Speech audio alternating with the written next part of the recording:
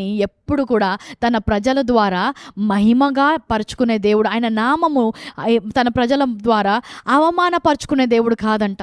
ఈరోజు నువ్వు కష్టంలో ఉంటే మొట్టమొదటిగా వచ్చే అవమానము నీ దేవునికి. ఈరోజు నీ పిల్లలు కష్టంలో ఉన్నారనుకోండి, ఈ పిల్లలు కష్టపడుతున్నారు, లేకపోతే ఏదైనా ప్రాబ్లంలో ఉన్నారనుకోండి, ఎవరికి అవమానం? తల్లిదండ్రులకే.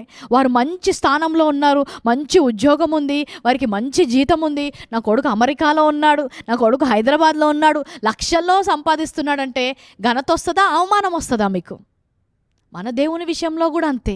ఆయన బిడ్డలు ఆశీర్వాదంలో ఉన్నారు, సమృద్ధిలో ఉన్నారు అన్నప్పుడు ఆయనకి ఘనత వస్తుంది. అందుకనే నీ కష్టముతో కాదు, నా ఆశీర్వాదం ద్వారా ఇది చేస్తున్నా అంటున్నాడు. ఈరోజు నా కష్టార్జితము మీద కాదు కానీ ప్రభువా నీ ఆశీర్వాదం మీద విశ్వాసం ఇస్తున్నాను. ఎలాగైతే నువ్వు అందరినీ నిన్ను విశ్వసించిన వారిని దీవించావో, ఈరోజు నా చేతులను కూడా మీరు దీవించండి అని విశ్వాసంతో అడిగిన వారిపై ఆయన ఆశీర్వాదము తప్పకుండా నిలిచి ఉంటుంది. హల్లెలూయా. బైబిల్లో మనం చూస్తాం, అబ్రహాము మీద ఉన్న ఆశీర్వాదము, అబ్రహాము ఇస్సాక్ ఇచ్చినప్పుడు, ఇస్సాక్ ఏంటంట, ఆయన కరువులో పంటను వేసాడంట. కరువులో ఎవరైనా విత్తనాలు వేస్తారా? అసలు పంట రాదు, ఉన్న విత్తనం కూడా నష్టం, ఏ విత్తనాలు కొనుక్కోవడం కూడా నష్టం అని పక్కన పడేస్తారు. కానీ ఏంటంట, అందరు కరువు, ఎక్కడ పంటలు వేస్తలేరు, కానీ ఈయన మాత్రం పోయి విత్తనాలు కొనుక్కొచ్చుకొని కరువులో కూడా నాటిండంట. ఎందుకు? ఆశీర్వాదం ఉంది.